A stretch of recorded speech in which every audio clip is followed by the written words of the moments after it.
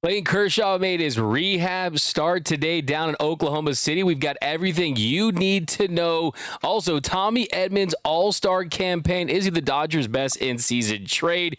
The Dodgers have a new secret weapon that they've unlocked this season. Bobby Miller makes his start tonight. We've got more injury updates. We've got Kareem Abdul-Jabbar audio and more. That's coming up next on Dodgers Dugout Live. It's time for Dodger baseball. Welcome to Dodger Stadium. Dodgers win!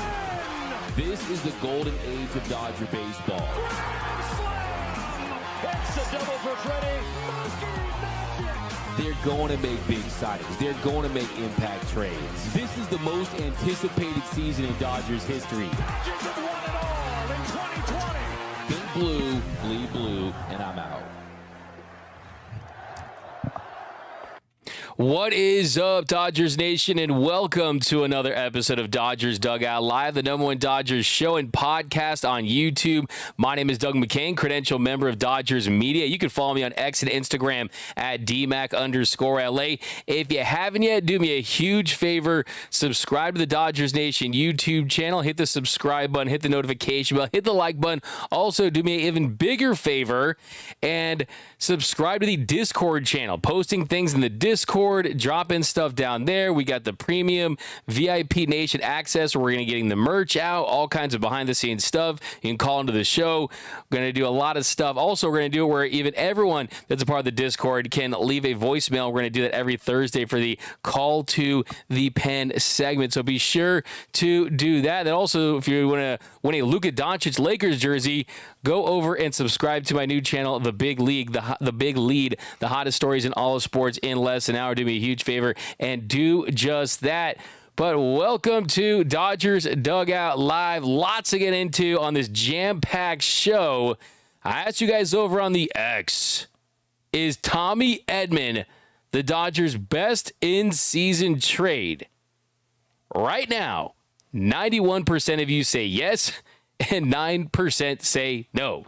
I've got some thoughts on that. We'll get into Tommy Edman later, and we'll play some audio from Kareem Abdul-Jabbar. He gave a really cool speech / story. We'll get into that. His meeting with Jackie Robinson. Got an interview clip from Bobby Miller that I want to play for you guys. Got some audio from Dave Roberts last night. Just so much to get into. It was a great day yesterday at Dodger Stadium. It was Jackie Robinson Day. The Dodgers win 6-2 over the Rockies. The Dodgers were also able to pick up a game on the San Diego Padres in the National League West. The Dodgers now 13-6, a game and a half behind the San Diego Padres. Before we get into Kershaw injury news and things like that, just want to point out that the Dodgers, they posted a picture of the event. Clayton Kershaw was not there, but he'll rejoin them. I see people talking about Kershaw. We'll get into them. But it was a great picture. It was an aerial shot, and here's your boy in this picture. Do I get to now? My question to you guys here. Here's the picture of all the Dodgers and the Rockies. There's which one's Kareem? Can anyone spot Kareem? Oh yeah, he's that gigantic guy in the middle, right in front of the Jackie Robinson statue. He's got his arm around Dave Roberts, and there's Shohei Ohtani. There's Mookie Betts. There's Freddie Freeman, and then here's your boy D-Mac, Doug McKain, right over here. Question is, do I get to consider this? Does this count as, hey, here's a picture of Kareem, Shohei, and myself? I've been telling people, hey, this is a picture of me and Kareem and Shohei that they took at Dodger Stadium. Do I get to consider it that? And Shohei Ohtani shared this. So did Shohei Ohtani share a picture of us? I don't. Do I get to claim this as my picture taken with Shohei Ohtani, Kareem Abdul-Jabbar, Dave Roberts in front of the Jackie Robinson statue? That's what I'm wondering to you guys down there. Do I get to claim it? I'm guessing no, but let me know down below in the comment section. Do I get to claim this picture? We've got Nando in the comments. We got Paul Gutierrez. Kershaw looks ready to go. 9% are wrong from Jetty Sparks. We got Nando says Kershaw did well against a bunch of nobodies. We'll get into that. Sal Garcia says, yo, what's the timeline for Snell? Is he back?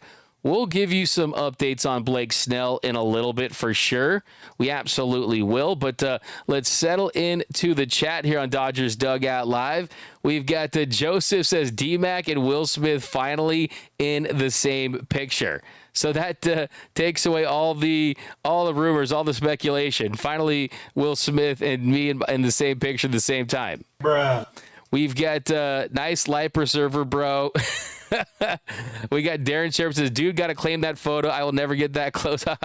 We got Jose. What up, D-Mac? CT3 haters real quiet right now. The GOAT King Kershaw will be back soon. Tortoise for life. All right, so let's get into the leadoff here. The top story in Dodger baseball is that Clayton Kershaw, the Dodgers legend, the future first ballot Hall of Famer, he made his first rehab start today. It was an early start, 11 a.m. first pitch down in Oklahoma City, and he goes 3 innings, gave up no runs, had 2 hits, 2 strikeouts, 2 walks through 30 pitches, 22 for strikes.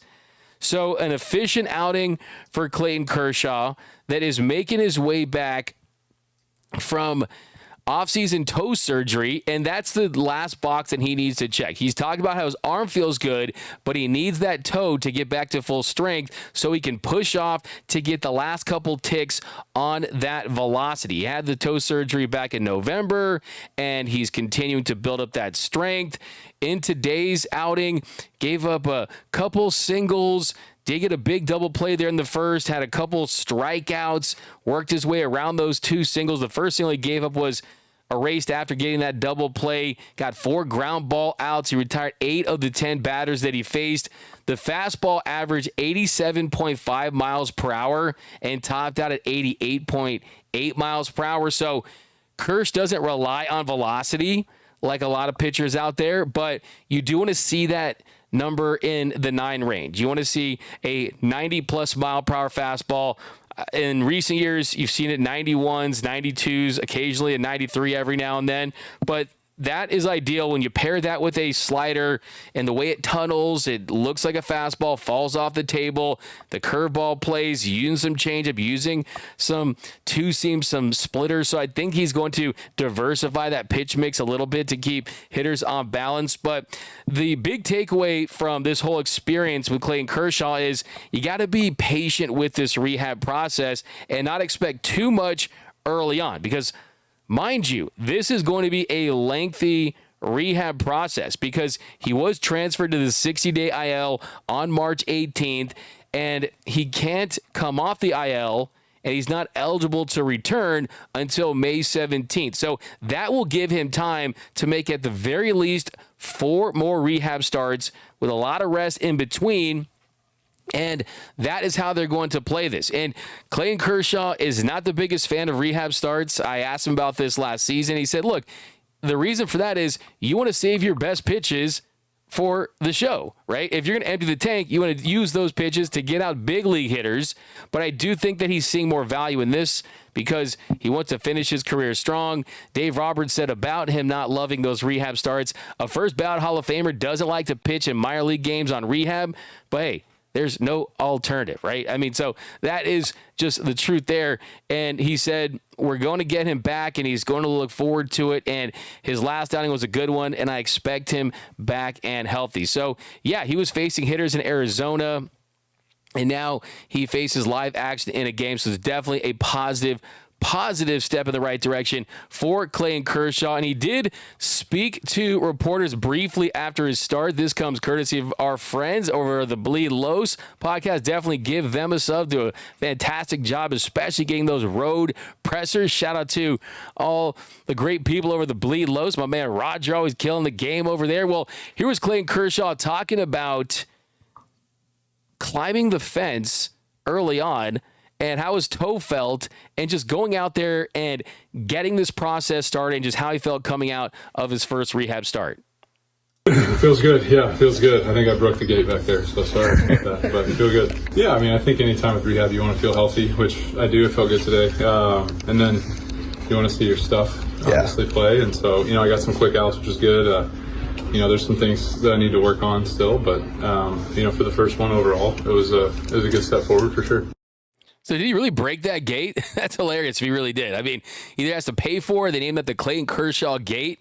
I mean, I think they absolutely should take advantage of that moment. I don't know if there's any footage of that, but that is hilarious. And then he was talking about the stuff, and we know when Clayton Kershaw is at his best, the slider's effective. I always say Clayton Kershaw is a happily married man, but he has a slide piece. The slider, the most effective secondary pitch for Kersh, is bread and butter, and he talked about where it's at during this process. Yeah, there's some that had the right bite on it and some that, I'd want to have back. But I think that was, overall, there's some good throws in there. And then he talked about the fastball velocity and if he's happy with that. And like you would expect from Clayton Kershaw, a perfectionist, a guy that outworks everyone, he knows that the fastball isn't where it needs to be right now. But here's him talking about it. I don't know. Probably not, yeah. So, yeah, probably not. I mean, averaging around 88 miles per hour, that's not what he's looking for in those situations. He wants 90. He wants 90 or above.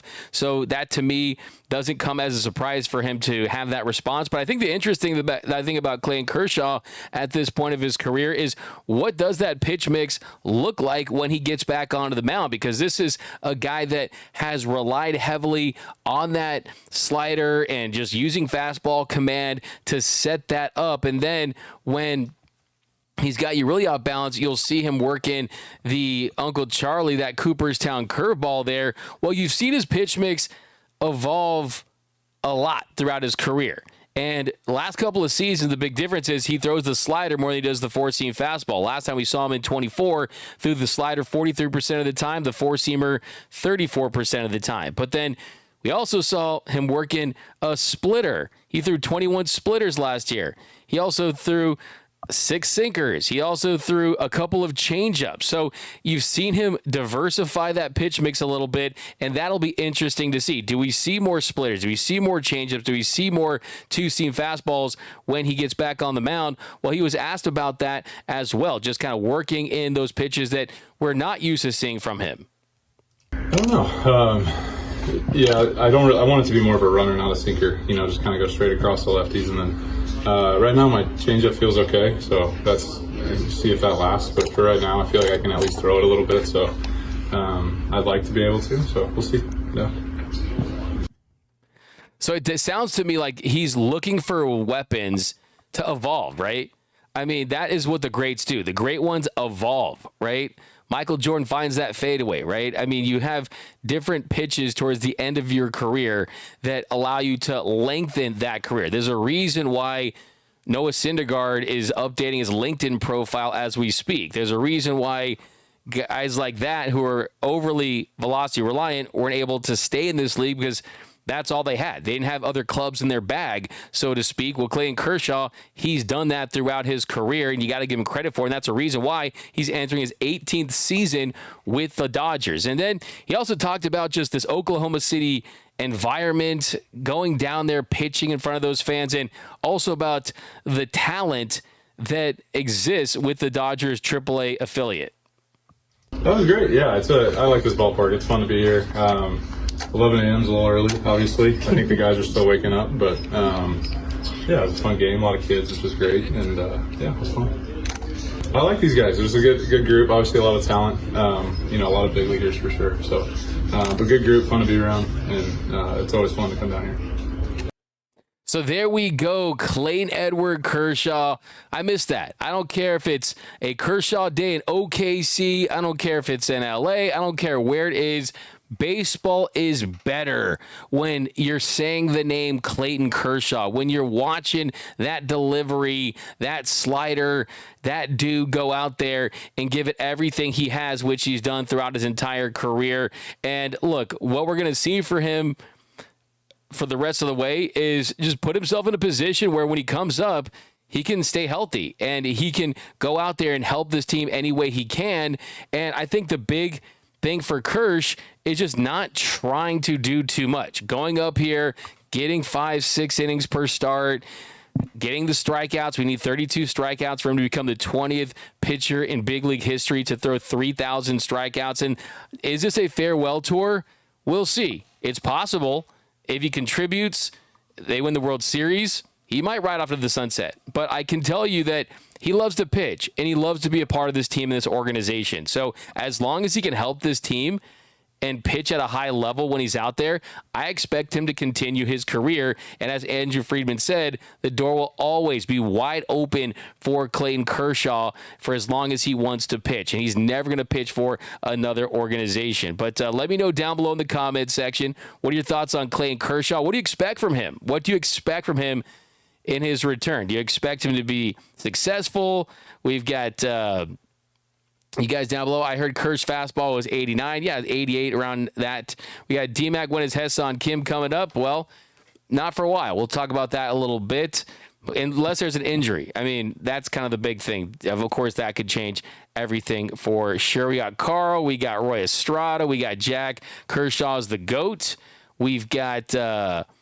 Peyton, maybe let's see. We got to talk about Peyton. They're talking about Peyton Manning and Clayton Kershaw being the Peyton Manning of baseball.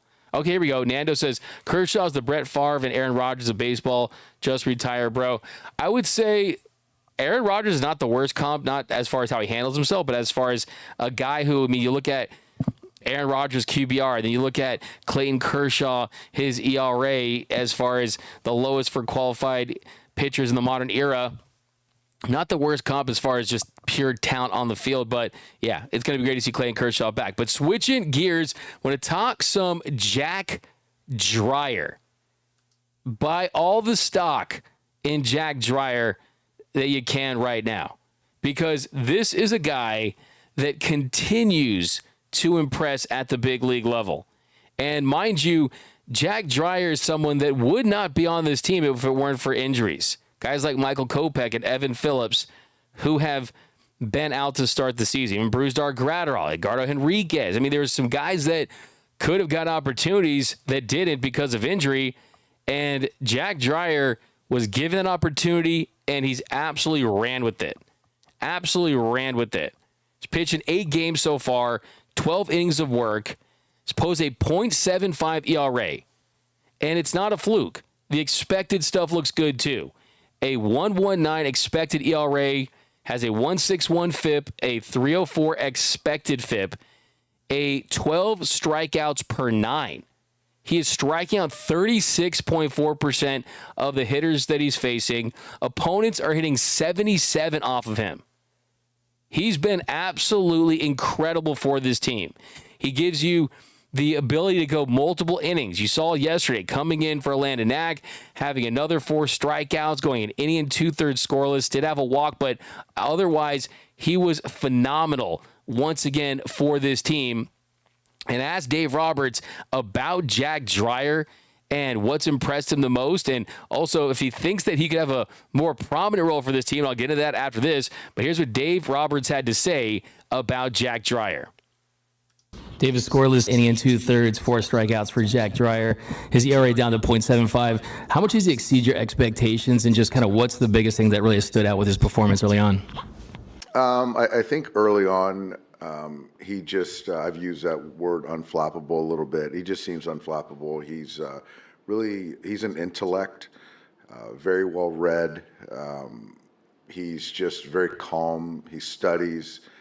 Guys love him. And there's no situation that I've seen so far that's too big for him. And yeah, he's just got good stuff, and he commands the baseball with the fastball, the breaking ball, and he's been really helpful.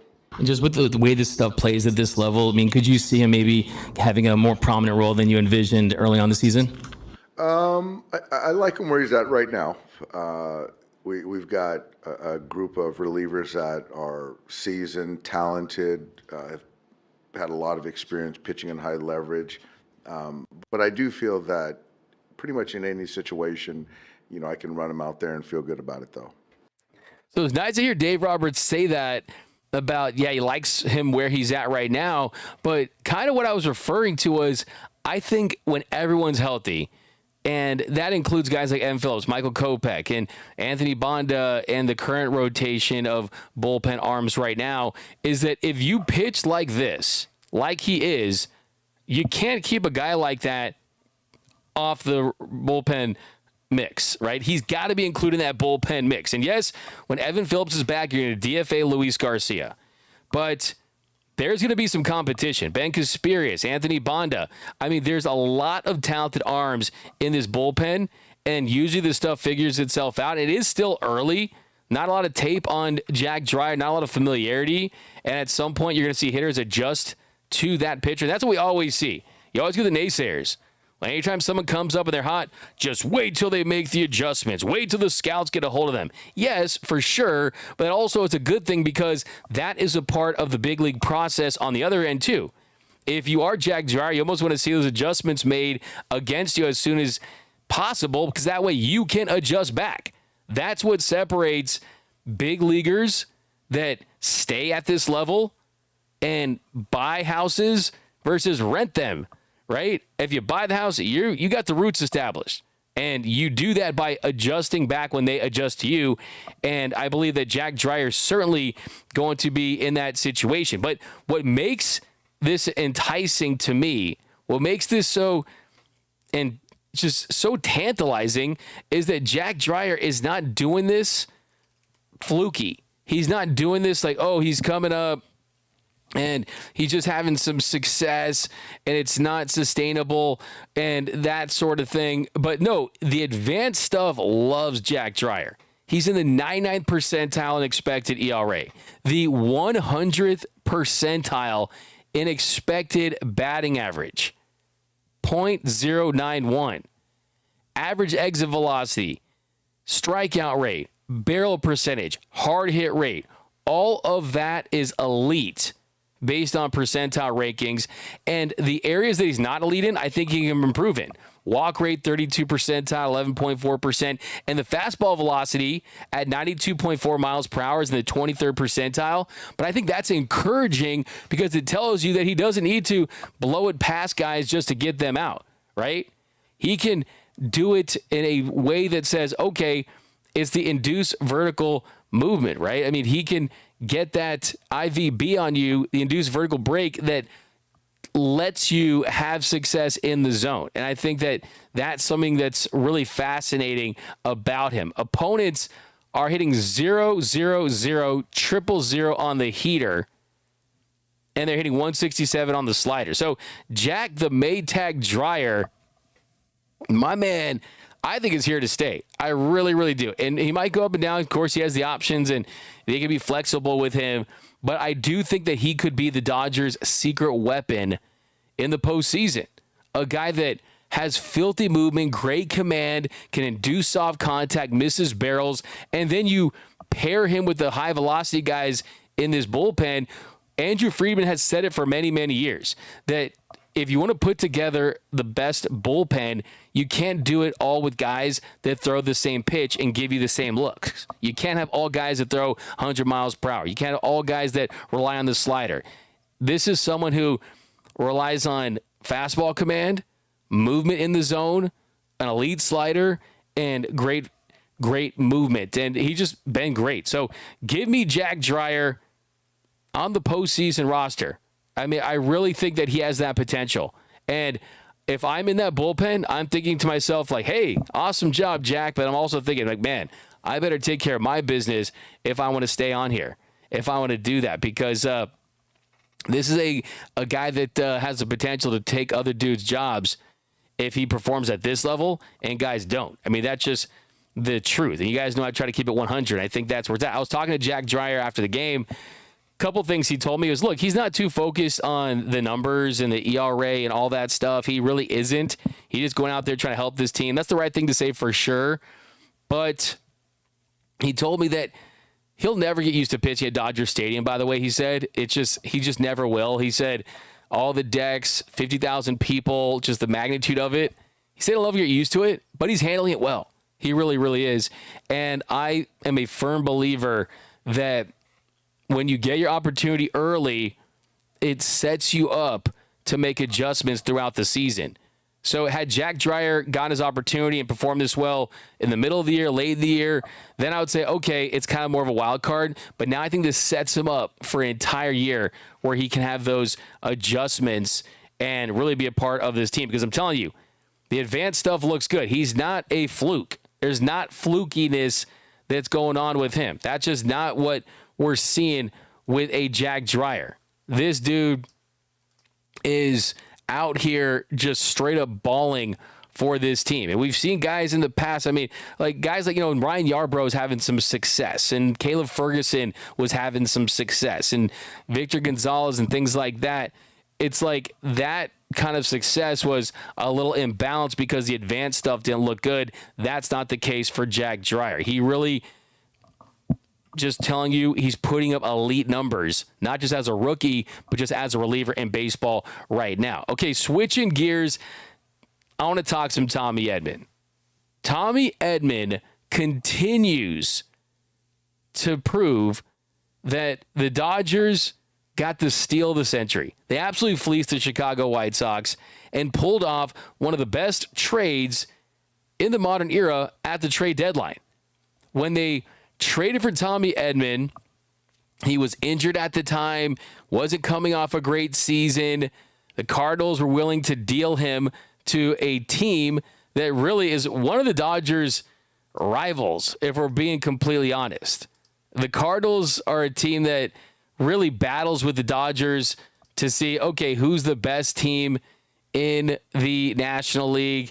And the Cardinals and the Dodgers, I don't want to bring up any names because I don't want any nightmare fuel or anything like that. Holiday and Adams, not going to do that. But look, the truth of the matter is when they traded away Tommy Edman to the Dodgers, it really made me think, wait a minute, like they were willing to trade him to the Dodgers, the Cardinals? I mean, there hasn't been many trades. I mean, you had the Guerrero trade in the 80s. The Dodgers traded for Call to the Cardinals. I mean, there's been some examples. But the way the trade broke down, it was a 3-team deal. White Sox and Cardinals. The Dodgers, they received in the trade Tommy Edman and minor leaguer pitcher, right-hander Oliver Gonzalez from St. Louis, and right-handed pitcher Michael Kopech from the White Sox. The Dodgers trade away Miguel Vargas and prospects Jarrell Perez and Alexander Albertos. Guys that are infielders, both were top 30 prospects for the Dodgers.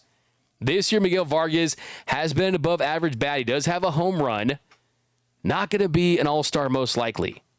Tommy Edman, on the other hand, has gone from a role player throughout most of his career, has the Gold Glove, but he was a role player, a really good player. But he's gone from a role player to a really big-time contributor to an all-star. That is the leap that he's taking with the Dodgers this year. Yesterday, he gets 4 hits, 2 doubles, and now the weighted runs created plus is up to 145. So he's been 45% above league average. And then you look at the power numbers that have been there for him early too. Already 6 home runs early on this season. 14 RBIs, slugging .575. Before this year, the highest he's ever slugged was in a full season, 400. So the ISO power at 301. Highest number he's ever put up in a full season was 150. So he's doubled his ISO power. I mean, this is a massive leap for Tommy Edman. And let the All-Star campaign start. Tommy the Tank's engine is rolling down those tracks all the way to Atlanta to make that All-Star team. That is how good he is. Because they gave up a bucket of baseballs, a better parking space, and a half-eaten bag of Doritos and a Subway gift card for an All-Star. That's what they got. And then you conclude Michael Kopech, who is extremely pivotal to their World Series run, who was under multiple years of team control, and then he's going to factor in heavily to this bullpen this year. But then you also consider that they extended Tommy Edman. They extended him. And just kind of rewind. Just kind of like, let's relive the Tommy Edman experience just a little more here. So they get him in that trade. Starts off slow. Really, it wasn't great. He was down the minor league level. Then he started off slow. And then he had the 2 games where he hit multiple home runs in back-to-back games. And then really it started to click in the postseason when he was given that opportunity to take over at shortstop. So during the Padres series, after Miguel Rojas went down with that abductor injury, Tommy Edman goes in at shortstop, makes great plays, gives them some stability there. Wasn't great at the plate, hit just .235 with a .471 OPS during that series, but it was the NLCS where he exploded. Against the Mets in the NLCS, he was incredible. He had .407, had a .393 on base, slugged .630, hit a home run, had 11 RBIs, had 11 hits. It was tied for the most in franchise history in a postseason series. He won NLCS MVP. And it wasn't just that. It was the fact that he took over shortstop, a position where they were desperate because Mookie wasn't able to play the position last year full time. And then Rojas gets injured. And then you don't really feel good about the bat options there early on for shortstop with Kike, who you needed in center, and then Chris Taylor. So he takes over the position. And then also, if you guys don't remember, the Dodgers were getting dominated by Sean Manaea early on in that NLCS. Game 2, he absolutely dominated them, and they lost that game. But it was Game 6. Game 6, Tommy Edman hit a 2-run double down the left field line. That put the Dodgers up 2-1 in the clincher in the first inning. And then he had a 2-run home run to end Manaea's night, and that put the Dodgers in the World Series. Then in the World Series, he played well too. Hit .294, slugged .588. He had a home run against Carlos Rodon in Game 2. That put the Dodgers up 1-0. So he was fantastic in the postseason. The difference, though, this year is early on with the Dodgers, when he wasn't as great at the plate, he was not faring well against right-handed pitchers. Last year against righties, he was struggling. He had 181 against righties, 2 home runs. Lefties, he was great, hit .412 with 4 home runs. But this year, that 181 batting average against righties has gone up to .313. He's hitting .313 against righties with a .942 OPS, 3 home runs, 2 doubles, and 1 triple in 48 at-bats. Tommy the Tank's engine is on a railroad headed for Atlanta to make the All-Star team. Is it the best deadline trade in Dodgers history? I still think that the Dodgers could have found a way to win a World Series without Tommy Edman, possibly. But, man, it's also look, without Tommy Edman, do the Dodgers win the World Series? Maybe, but I wouldn't want to be in that situation without Tommy Edman. I mean, he was absolutely crucial to that World Series run. I do think that the fact that you extended him to that 5-year, $74 million deal absolutely puts him in that conversation for sure. But I will say that there's a couple trades that come to mind. And the first one, you got to think about growing up as a Dodgers fan and Manny Ramirez. When the Dodgers traded for Manny Ramirez, it was unlike anything that I had ever experienced at the time as a fan. I mean, I, of course, heard the stories of Fernando Mania and things like that. But Manny Ramirez absolutely took over baseball after the trade deadline there in 2008. He had a .1232 OPS, 14 doubles, 17 home runs in 53 games. And if he was in a lineup with Mookie Betts, Shohei Ohtani, and Freddie Freeman, I'm sure he would have had a lot of success as well. I think the thing about Tommy Edman, though, is that he gives you that defense that they definitely needed. And he just made great plays. And then also another trade I want to bring up, too, is Max Scherzer and Trey Turner. And yes, the Dodgers didn't go on to win the World Series that year, but they did finish a game behind the Giants in the division. Max Scherzer was great. He posted a 1.98 ERA in 11 games. And I will say, it wasn't a World Series win, but I love that the Dodgers have that NLDS win over the Giants, because the Giants fans are like, oh, we won the division. We won 107 games with Gabe Kapler, roided out manager, and we won the division, and we're going to beat you. And then, no, the Dodgers, they won on the road, and Max Scherzer was a big reason why, and SF stood for season finished. And I definitely love that. But only time will tell. It's certainly up there. Within the best in-season trades. I mean, 2018, the Dodgers, I don't think would have gotten to the World Series without Manny Machado. That was a decent in-season trade as well. But just for the recency bias of it all, if Tommy Edman makes the All-Star team this year and he's pivotal to another World Series win, absolutely. I mean, you can already make the case that he is now, but I will say that he's not going to reach the heights offensively that Manny Ramirez did with the Dodgers. He just won't for that stretch. But the Dodgers didn't win the World Series that year. Last year they did. So I'm fine with it, but I will say it's a little TBD. I want to see him sustain this for the full year. And after that, then I think we'll certify him as the best in-season trade. I think that Manny Ramirez is still the best in-season trade as far as the production of it all, but it does look bad just because of the steroids and everything that happened after the fact. So we'll see. If Edman has a couple good years, All-Star team, another World Series, I think certainly he would be, because Manny Ramirez, if they won that series, he would have probably won World Series MVP, right? But yeah, I guess we'll say that that's what Tommy Edman did and what Manny Ramirez could have done. So I guess you got to give the edge to Tommy Edman. So definitely right there for the best in-season trade in Dodgers history. And then we'll talk some Bobby Miller. So Bobby Miller getting the start tonight, and I think this is going to be a huge night for Bobby Miller.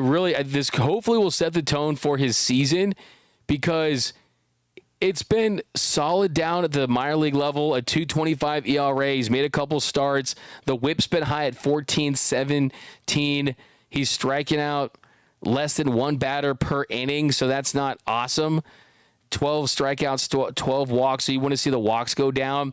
But I do want to see what it looks like at this level, because he's pitched enough at the big league level to know that there's an adrenaline drop-off when you're pitching in the minors versus in the show.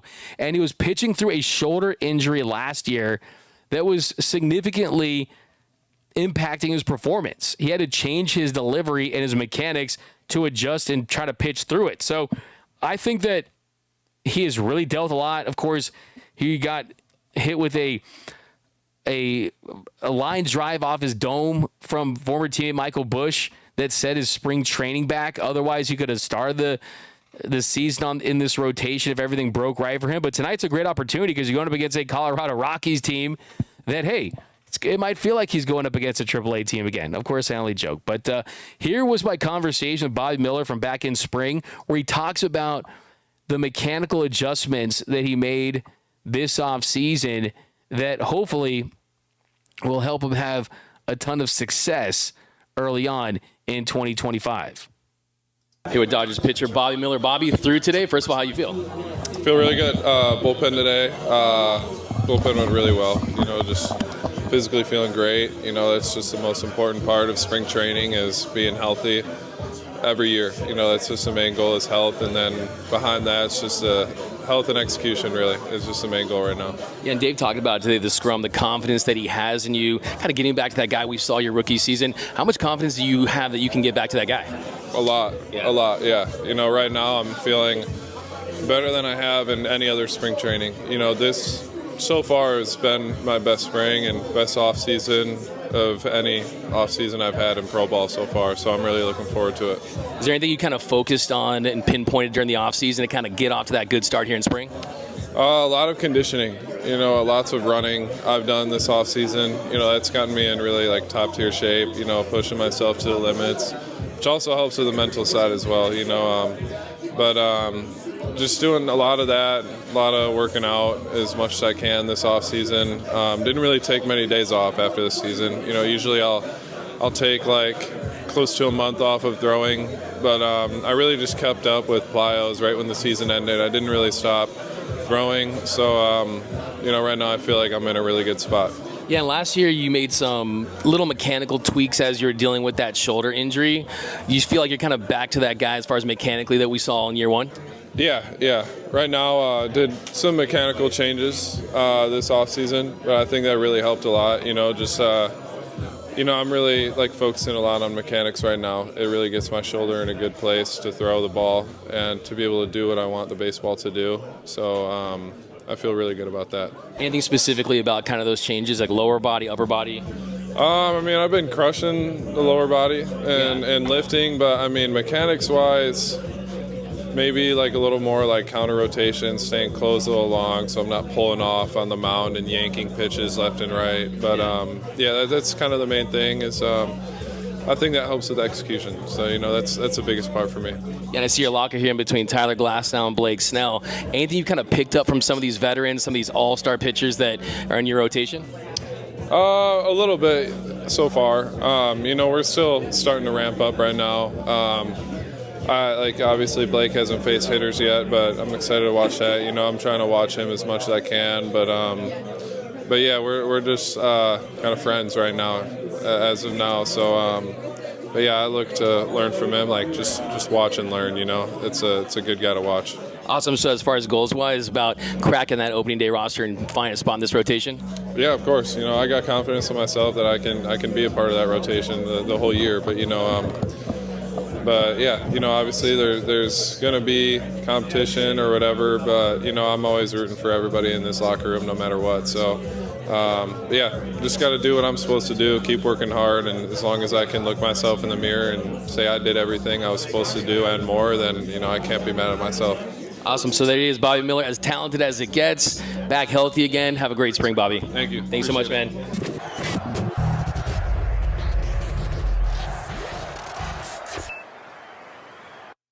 So let's hope for a big night for Bobby Miller on the mound against the Rockies. I'm hoping to see the fastball command. They've kind of simplified his mix down in AAA. You're seeing some curveballs, some changeups. So we'll see what he looks like. And look, I know that some people have lost some hope in him, but look, let's not forget that there was a time when Bob Miller was last fully healthy that he looked like a surefire future ace. So let's not forget that that guy still is in there somewhere, and it's not like he's post-surgery. It's not like he's thrown a million innings or anything like that. So that's something to consider. And a couple more updates, too. Tony Gonsolin, he made his third rehab start. He went 4 innings. He tossed 66 pitches. That was a high in innings and a high in pitches this year. Wasn't the best outing. Gave him 3 runs on 6 hits. Did have 5 strikeouts. He has 13 strikeouts in his 9 rehab innings so far. So you look at the innings, you look at the pitch count. I mean, 66 is certainly enough of a buildup to have him pitch at this level. So we'll see what his next move is. Dave said he's already going to be in the conversation to make a start in the next turn through the rotation. So I expect Tony Gonsolin to get a start on the road. They're going to be in Texas. They're starting a road trip. They're going to be in Chicago. So we'll see if he gets a start. I am assuming that he is going to. Then Evan Phillips, he gave up 2 runs in his rehab appearance. And looks like Phillips is going to be back very soon, too. I talked to Bob Guerin yesterday, and he said that Evan Phillips looks like the one that is the closest to being back, and he feels good about that. And now he checked off the box where he can pitch in back-to-back games. So that's definitely a good thing. You need to have Evan Phillips a part of your bullpen. The fireman Phillips, the honey bun back. But let's do some comments, and then we're going to get to Kareem Abdul-Jabbar. The word legend gets thrown out way too lightly. Way too lightly. And Kareem Abdul-Jabbar, though, was there yesterday. That guy just felt larger than life. Is he the GOAT? I mean, certainly it's a 3-man race between LeBron, MJ, and Kareem. 100%, no debate that he's the best big man ever, for sure. But I'll do some comments here before we get into that. We got Corpino. I'm new to this. We got Hunchy Quo will switch arms and pitch. 0 Tommy John. We got Vamos Bobby. It's Miller time. That's from Jorge Guilleno over on YouTube. We got Dr. V. D-Mac, we need to address Muncy. His bat and defense are atrocious going back to last season. We need him out at third base. Too many bad throws and many errors that lead to rallies. Yeah, he's had some costly errors. I mean, the one that comes to mind was the 2 errors that led to 5 earned runs in Blake Snell's last start against Atlanta. But you're hoping that Muncy can turn it around. I mean, certainly we're to the point where it has to be a concern that, hey, I mean, you just want him to feel better about where he's at the plate. I mean, he has not hit a home run so far this season. It is a 17-game stretch. Kid still, I mean, think about Muncy. If he has 3 good games, his stats could even out. So I'm not ready to just punt on the Max Muncy experience, but his numbers, 167 batting average, 281 on base. That's down from 358 last year. And then the slug is the big drop for him. He's slugging 241 down from 494. The isolated power, 262 down to 074, and he is at a 59 weighted runs created plus. But he is taking his walks more lately. I will say that about Max Muncy. If you look at the last couple of games, he's being a little more selective at the plate. But the strikeout rate has been really high. I mean, a 39.1% strikeout rate. He's starting to get close to his normal averages when it comes to walk rate. It's up to 12.5%, down from 15.4% last year. So a hot week. And here's the thing I'll say about Max Muncy. I mean, we're still early enough where a hot week could change the complexion of his season. But yesterday, Max Muncy, he ends up going 0 for 2, did have the 2 walks. And then the night before, he had 2 walks. And against the Cubs, he had 1 walk. So he's drawn a walk in each of his last 3 games, multiples in his last 2 games. So there's that. But we'll see. I mean, I do think that this is a player that has gained a lot of trust within the organization. He's a leader in that clubhouse. So all those things are considered as well. I will say that I'll never forget that in the offseason, when I was talking about Nolan Arenado, and I'm not saying that they should make that move because I still believe in Max Muncy for sure. I still think that he can slug and hit 30 home runs. But I hear a lot of commenters. I heard people on other shows say that Nolan Arenado was washed. I heard a lot of people in this chat say Nolan Arenado was washed. When I was the one guy that took a deep dive into his stats, asked a lot of people in St. Louis what was going on, and I was told that he was going to have a bounce-back season. I felt that he was going to have a bounce-back season. Everyone said he was washed. Everyone thought he was cooked. I did not say that. I said that he was going to have a good season. Nolan Arenado is hitting .311. Nolan Arenado has a .908 OPS and has a 158 OPS plus, and he's also playing great defense still. Has 2 home runs and 6 doubles. So where are the people that were saying that Nolan Arenado was washed and cooked? Where are they at? Wasn't me. I took a lot of heat from some of you guys. I'm just saying. It's still early. He could have a bad season, but still, I mean, it's still really, really early. But Arenado, as OTC points out, is raking. All right, guys, so yesterday we got Ray Soto. So yesterday at Dodgers Stadium, Kareem Abdul-Jabbar, he was there to celebrate Jackie Robinson Day, told some really awesome stories about growing up in New York and being inspired by Jackie Robinson. Here was Kareem Abdul-Jabbar yesterday telling the Dodgers, telling the Rockies, telling everyone in attendance just how important Jackie Robinson was to him and what Jackie Robinson Day means. Please welcome one of the greatest basketball players of all time, an author and a humanitarian, Kareem Abdul-Jabbar.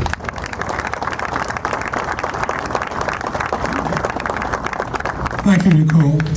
And this is really special for me because tomorrow is my birthday. And I was born the day after Jackie played his first game. And I got to give you some background. My mom was from North Carolina, and she was raised with segregation being the dominant mindset in North Carolina. And after Jackie played his first game, she was curious to know what all the excitement was about. And people who were interested in that knew that one significant aspect of segregation had just been eliminated. And Black Americans were proud of that. My mom didn't know much about the game, but because of all the attention that Jackie got, we started listening to the games on the radio when I was about 2 years old. And it was very important to me that Jackie's team won. I used to sit at night and wait for the radio to come on so we could hear the Dodger game. And it meant a lot to me. Sometimes I wouldn't go to sleep. And my mom would have to kind of trick me to go to sleep. She told me that the Dodgers were down in 1-2, but she said that Roy Campanella was going to be up next inning and I could go to sleep. And I did, and Roy won a lot of games for the Dodgers. Those of you that followed him that far back know about that. But Jack always had the idea that he was an equal human being to everybody else. While he was in the Army, right before World War II, he got into an incident in Camp Claiborne in Louisiana, where the bus driver told him to go sit in the back of the bus. Jack told him to stuff it. The bus driver said, I'm going to report all of this. Jack told him that okay. Then the bus driver threatened Jackie physically. That was a mistake. Jack told him that it looked kind of funny pulling his 45 out of the guy's butt. And the guy went and reported Jackie. Jackie's superior officer would not court-martial him. The officer in charge of the base court-martialed Jackie, and Jackie beat it in court. The guy was simply a racist that wanted to get some orders, and Jackie told him to go sit on it. I think that was an important incident because if Jackie hadn't survived World War II, we wouldn't be here. After that incident, Jackie was given the opportunity to return to his unit, the 761st Tank Battalion, or to take an honorable discharge, which he did, and he started getting ready for what he had to do on the field. For kids like me, when I would wear my Brooklyn hat, I'm from Manhattan in New York, I'd wear my Brooklyn hat, and I'd get in fights with people from the from the Giants and Yankees pretty often. But I kept my cap on, and nobody was able to knock it off. That was something in our neighborhood. I was too tall, so I escaped that. But moving on, one of the main reasons I went to UCLA had to do with Jackie, but the other one was John Wooden. And two guys like that as role models and teachers it's wonderful, it's meaningful, and it gives you an idea how to be a man without being a jerk. Too many times they get them confused. I went on to win 3 NC20 championships at UCLA. I was Rookie of the Year in 1970, and I was at a luncheon at Mama Leone's in New York City. It's a restaurant, Italian restaurant, and I was getting the Rookie of the Year award. And I was sitting talking to another one of my heroes, Bill Russell, and Jackie Robinson came into the restaurant, and he and Bill were good friends. So Jackie came over to the table, and we sat and talked for a little while. And that was the first time I had met him. I can't tell you how happy I was about that. I still have the picture of the 3 of us sitting at my breakfast table because those are the people that I wanted to remember. Jack gave everything to the Dodgers in terms of his heart and soul and his body. And 1955, that'll be one of the happiest days of my life when they finally beat the Yankees. I couldn't believe it, but it actually happened. I missed the play of the game in the first game when Jackie stole home. I've regretted that all my life. I got a great picture of it though. And I think that game, the real tight moment was Sandy Amarosa's catch in left field. And I got a chance to see that. I was home from school, and I knew Johnny Padres was going to take it all the way, which he did. And I was yelling out my window. But that's what the Dodgers meant to me, and that's what Jackie meant to me. He meant excellence, giving it all, giving your best, and for all the detractors that are out there, you just ignore them and keep on. Like what happened this past fall. That was wonderful. Thank you. Thank you, guys.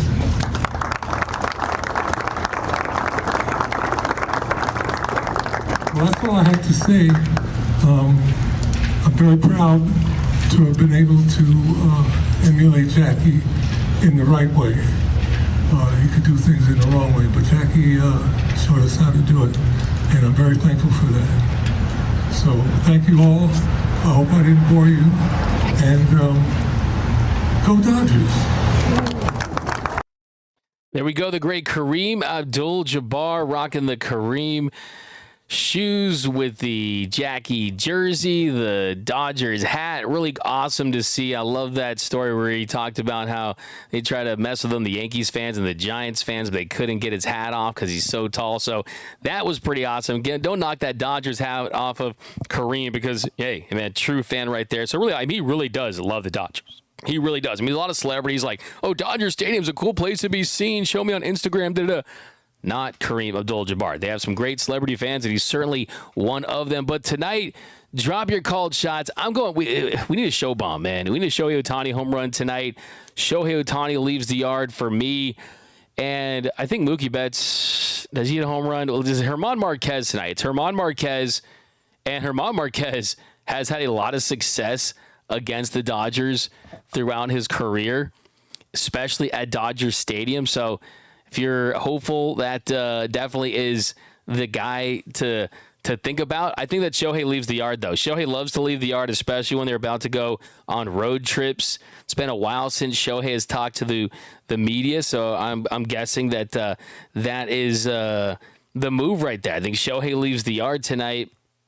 But let me know down below. I think Bobby Miller, I think he has a strong start. I really do. I think you see go 4 2/3 innings for Bobby Miller. I think 4 2/3. Actually, you know what? Let's go a solid 4 for Bobby. A solid 4 for Bobby.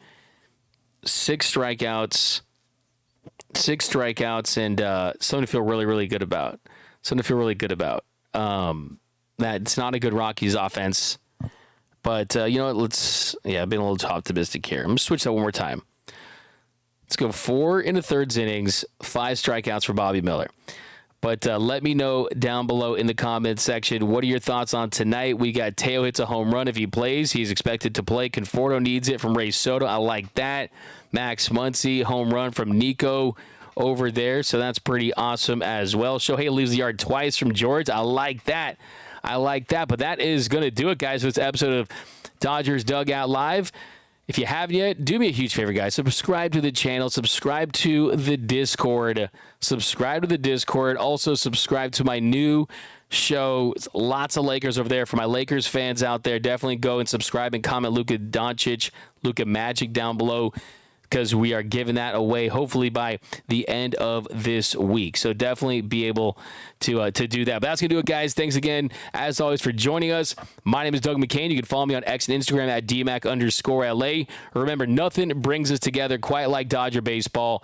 And until next time, think blue, bleed blue, and I'm out.